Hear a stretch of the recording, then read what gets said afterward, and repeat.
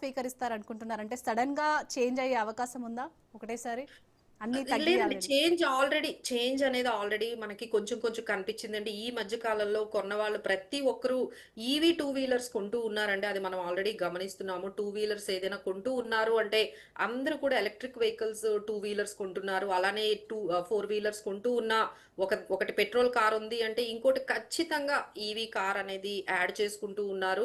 So, ఈ విధంగా EV కార్‌కి అనేది అందరూ ఎలక్ట్రిక్ వెహికల్‌కి షిఫ్ట్ అవ్వడం అనేది చాలా వరకు మనకి కనిపించింది. ఇక గోల్డ్ ప్రైజెస్‌కి వస్తే, ఇక మనం ట్రెడిషనల్‌గా అండి. అంటే ఎవరు కూడా ఇంత ప్రైస్‌లో ఎవరు కొంటున్నారండి? అది కూడా కొంచెం తగ్గిందనే చెప్పాలి. అలానే గోల్డ్ ఈటీఎఫ్స్‌లో కూడా కొంచెం తగ్గించారు. ఓన్లీ థింగ్ ఏంటంటే, మనకి ఈ పెళ్ళిళ్ళ సీజన్స్‌లో తప్పదు గదండీ! ఈ ట్రెడిషనల్‌గా మనకి మ్యారేజెస్ సీజన్‌లో ఖచ్చితంగా మనకి ఇది ఒక part of our culture and part of our tradition కాబట్టి, టు సమ్ ఎక్స్‌టెంట్ అంతవరకు కొనండి. బట్ అన్నెసెసరీ అంటే మీ ఇంట్లో ఫంక్షన్ లేకపోయినా, మీ ఇంట్లో ఏమి ఎలాంటి మ్యారేజ్ లేకపోయినా, ఏమీ లేకపోయినా మీరు గోల్డ్ కొనడం అనేది ఇది కొంచెం తగ్గించుకుంటే సరిపోతుంది. ఇంక తప్పదు మ్యారేజెస్‌లో అంటే వాళ్ళ వరకు కొనుక్కోవచ్చండి. బట్ అన్నెసెసరీ మనకి ఎవరైతే ఏమి కార్యాలు లేకుండా, ఏమి శుభకార్యాలు లేకుండా, ఏమి రీజన్స్ లేకుండా షాపులకు వెళ్లి గోల్డ్ కొంటున్నారో సో, వాళ్ళు కొంచెం హోల్డ్ చేసుకుంటే బెటర్ అండి. They have different types of investments. ఆ అమౌంట్‌ని ఎక్కడైనా ఇన్వెస్ట్ చేసుకోవచ్చు. మనకి పీపీఎఫ్‌లున్నాయి, పబ్లిక్ ప్రావిడెంట్ ఫండ్ ఉన్నాయి, నేషనల్ సేవింగ్ స్కీమ్స్ ఉన్నాయి, సుకన్య సమృద్ధి స్కీమ్ ఉంది. 8.2% వస్తుంది. పెద్దవాళ్ళైతే సీనియర్ సిటిజన్ సేవింగ్ స్కీమ్స్ ఉన్నాయి. వాటి మీద 8.2% వస్తోంది. సో, ఈ విధంగా ఇలాంటి వాటిల్లోకి మనము నెమ్మదిగా మన ఇన్వెస్ట్‌మెంట్స్ అంటే 8% అనేది ఇట్స్ అ గుడ్. సో, ఇలాంటి 8% రిటర్న్ వస్తున్న గవర్నమెంట్ సేఫ్ స్కీమ్స్ చాలా అవైలబుల్‌గా ఉన్నప్పుడు మనం ఎందుకు ఈ విధంగా గోల్డ్‌లో యాస్ పర్ ఇన్వెస్ట్‌మెంట్ పెట్టుకోవాలి అన్నది ఫస్ట్ క్వెషన్. అంటే మనకు అన్ని ఇన్వెస్ట్‌మెంట్ అవెన్యూస్ ఉన్నప్పుడు గోల్డ్ ఒక్కటే కాదు కదండీ! We have many other options. So, మనం వాటిల్ని కొంచెం అడాప్ట్ చేసుకోవాలి. ఇక శుభకార్యాలు ఉన్నవాళ్ళు తప్ప మిగతా వాళ్ళందరూ కూడా కొంచెం కొనడం అనేది తగ్గించాలి. ఇంకొకటి కూడా ఆయన చెప్పారండి. మీ మ్యారేజెస్ ఏవైనా ఉన్నా ఈ మధ్య డెస్టినేషన్ వెడ్డింగ్స్ బాగా పాపులర్ అయిపోయాయి. అంటే యెస్. మిగతా కంట్రీస్‌కి వెళ్లి జపాన్‌లో కానీ, లేకపోతే న్యూజిలాండ్‌లో గాని, ఇక్కడ యూఎస్‌లో కానీ మ్యారేజెస్ ఈ మధ్య యూఎస్‌లో కూడా ఎక్కువ మన వాళ్ళందరూ కూడా అక్కడికి వెళ్లి మ్యారేజెస్ సెలబ్రేషన్స్ అనేవి స్టార్ట్ చేసేసారు. అంటే అక్కడి నుంచి ఇక్కడికి ఈ మధ్య రాలేకపోతున్నారేమో that could be the reason.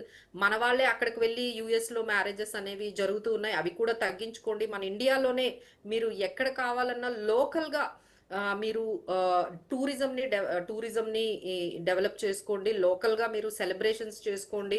మీరు బయట కంట్రీస్‌కి వెళ్లి డెస్టినేషన్ వెడ్డింగ్స్ అవన్నీ కూడా ఎందుకంటే వాళ్ళ ఎకానమీకి మనము ఉపయోగపడుతున్నామండి. మన ఎకానమీ వెనక్కి వెళ్ళిపోతోంది గదా! మీరు వెళ్లి అక్కడికి వెళ్లి మీరు వెడ్డింగ్స్ అక్కడికి వెళ్లి సెలబ్రేషన్స్ చేయడం వల్ల ఏమవుతుంది? వాళ్ళ ఎకానమీ మీరక్కడ పర్చేజెస్ చేస్తున్నారు. సో, మీరు స్పెండ్ చేస్తున్నారు. సో, డాలర్స్‌లో స్పెండ్ చేస్తున్నారు.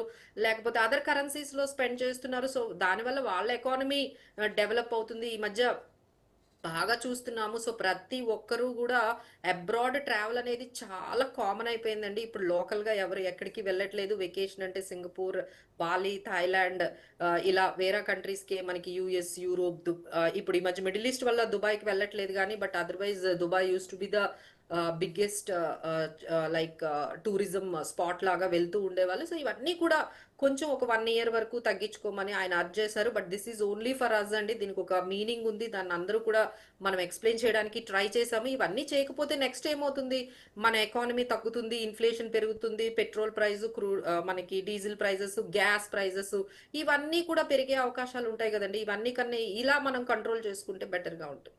యాహ్! అలాగే మెయిన్‌గా ఎలాంటి డిసిషన్ తీసుకున్నా మధ్యతరగతి ప్రజలకే భారం పడుతుందండి. సో, ఇప్పుడున్న సిట్యుయేషన్‌లో ఎందులో ఇన్వెస్ట్‌మెంట్స్ చేస్తే బెటర్ అంటారు? అంటే సేఫ్‌గా. డెఫినెట్‌లీ. అంటే ఇప్పుడు ప్రతి ఒక్కరికి చెప్పేదేంటంటే, ఇలాంటి అన్‌సర్టైన్ టైమ్‌లో ముందు అసలు సేవింగ్స్ పక్కన పెడితేనండి, అన్నెసెసరీ ఎక్స్‌పెండిచర్ అయితే బాగా తగ్గించుకోవాలండి. ఎంతో అవసరమైతే గానీ మీరు అన్నెసెసరీగా స్పెండ్ చెయ్యొద్దు అని మేము ప్రతి ఒక్కరికి చెప్తున్నాం. అలానే ఎస్పెషల్లీ క్రెడిట్ కార్డ్స్ లేకపోతే లోన్‌లు హై ఎండ్ లోన్స్ అంటే ఒక 1,00,00,000 పెట్టి ఒక ప్లాట్ కొనుక్కున్నాము. లేకపోతే 50 లక్షలు పర్సనల్ లోన్ తీసుకొని ఓ ప్లాట్ కొనుక్కున్న ఈ విధంగా మీరు ఈఎంఐలు అన్నీ పెంచుకుంటున్నారు కానీ సేవింగ్స్ ఇన్వెస్ట్మెంట్స్ అసలు చాలా వరకు తగ్గిపోయాయండి. అంటే లోన్లు తీసి కార్లు కొనుక్కోవడం, లోన్లు తీసి ప్లాట్లు కొనుక్కోవడం, లోన్లు తీసి ఫ్లాట్లు తీసుకోవడం ఇదే జరుగుతుందండి. ఇంక వాళ్ళ దగ్గర మీరు నమ్మరండి, మాకు వచ్చిన క్లయింట్స్ కి 2 లాక్స్ శాలరీ ఉంటుందండి. వాళ్ళు 10,000 కూడా ఎస్ఐపి చేయలేకపోతున్నారంటే మీరు అర్థం చేసుకోండి సిచ్యువేషన్ ఎంత. అంటే 2 లాక్స్ శాలరీ వాళ్ళ పరిస్థితే ఇలా ఉందంటే ఇక నేను వెళ్ళి 50,000 లేకపోతే 60,000 వచ్చిన శాలరీ వాళ్ళ దగ్గరికి వెళ్ళి సార్ ఇన్వెస్ట్మెంట్లు పెట్టండి, సేవింగ్స్ చేయండి ఎట్లా ఉంటుందండి. అంటే మన మొత్తం అంటే ఆఫ్టర్ కోవిడ్ తర్వాత this kind of situation has completely changed అండి. ప్రతి ఒక్కరూ లోన్స్ తీసుకొని స్పెండ్ చేయడం అనేది బాగా అలవాటు చేసుకున్నారు. So we have to get back to the basics.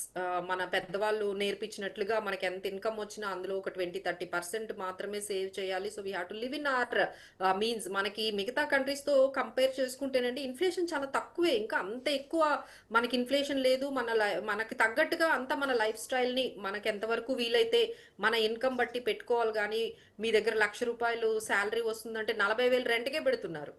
40,000 రెంట్కి పెడుతున్నారు. ఇక మిగతా ఖర్చులు అవన్నీ చూసుకుంటే ఒక 60-70,000, ఇక మిగతావన్నీ ఈఎంఐసే. ఇంకా సేవింగ్స్ ఇన్వెస్ట్మెంట్స్ అనేవి బాగా తగ్గించారండి. సో ఇలాంటి పరిస్థితుల్లో మీరు ఎలాంటి డెసిషన్స్ అంటే ఇలాంటి హ్యూజ్ ఇన్వెస్ట్మెంట్స్ లోన్లు తీసుకొని మీరు ఈ విధంగా చేయకండి. బట్ ఎనీ డెసిషన్స్ తీసుకునేటప్పుడు we are there to help you. అది కరెక్టా కాదా, నిజంగానే అది మన ఫ్యూచర్కి యూజ్ అవుతుందా లేదా, మన ఫైనాన్షియల్ సెక్యూరిటీకి అది పనికొస్తుందా లేదా.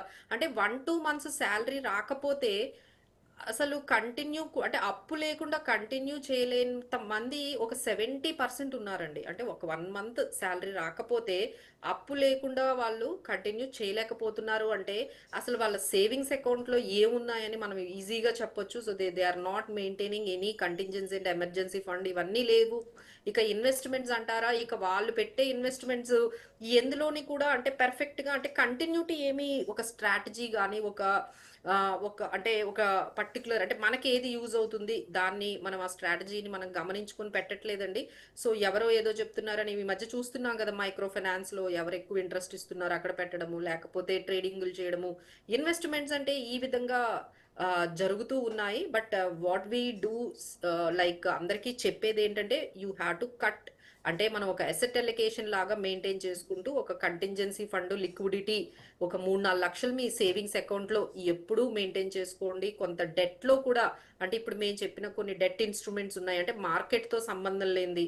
ఆ తర్వాత స్టాక్ మార్కెట్స్ లో అంటే మ్యూచువల్ ఫండ్స్ ద్వారా పెట్టుకోండి. మళ్ళీ స్టాక్ మార్కెట్ అనగానే ఆ స్టాక్ కొండము ఈ స్టాక్ కొండము అప్ డౌన్ అలా అవుతూ ఉంటే వాలటిలిటీలో డబ్బులు పోగొట్టుకుంటున్నారు. సో ఏదో ఒకటి చేస్తూ ఉన్నారు. సో చేయడంలోనే చాలా వరకు ఇన్వెస్ట్మెంట్స్ లో బాగా డబ్బులు పోగొట్టుకుంటున్నారు. సో ఇలా కాకుండా ఒక స్ట్రాటజిక్ గా ఒక డిసిప్లిన్ గా పేషెన్స్ గా మీరు ఒక అసెట్ అలికేషన్ గోల్డ్ లో ఎంత పర్సంటేజ్ పెట్టుకోండి. గోల్డ్ ఈటీఎఫ్స్ బై చేసుకోండి. ఫిజికల్ గోల్డ్ ఎందుకు బై చేసుకోవాలి. సో ఏదైనా ఒక 5% 10% అట్లా సిల్వర్ లో కూడా మనము పెట్టుకోవచ్చు. So something like that debt లో మీరు ఇన్వెస్ట్ చేసుకోండి. డెట్ ప్రోడక్ట్స్ చాలా మార్కెట్ లో వచ్చాయండి. 9% 10% ఇచ్చే ప్రోడక్ట్స్ మార్కెట్ లో చాలా ఉన్నాయి. అందులో ఒక 30% మీరు పెట్టుకోండి. తర్వాత మీకు ఈ ఈక్విటీ మార్కెట్స్ లో ఖచ్చితంగా మనం ఎందుకంటే మనం చూసామండి, అంటే ఎఫ్ఐఐస్ ఎప్పుడైతే మన స్టాక్ మార్కెట్స్ నుంచి వెళ్ళిపోతున్నారో ఇక ఇమీడియట్ గా మన మార్కెట్స్ అనేవి డౌన్ అయిపోతూ ఉన్నాయి. దాదాపుగా 2 లక్షల కోట్లు వాళ్ళు అమ్మేసి బయటకు వెళ్ళిపోతున్నారు. ఇప్పటికీ కూడా day every trading day FIs వదిలి వెళ్ళిపోతూ ఉన్నారు. అంటే వాళ్ళు వెళ్ళిపోతే మన ఎకానమీ లేకపోతే మన స్టాక్ మార్కెట్లు ఎందుకు నెగిటివ్ అయిపోవాలి. మనందరం ఇంత పాపులేషన్ ఉంది కదండి. ఓన్లీ ఇప్పటికీ 5% సేవింగ్స్ మాత్రమే మనం పెడుతూ ఉన్నాము మన ఎకానమీ మీద.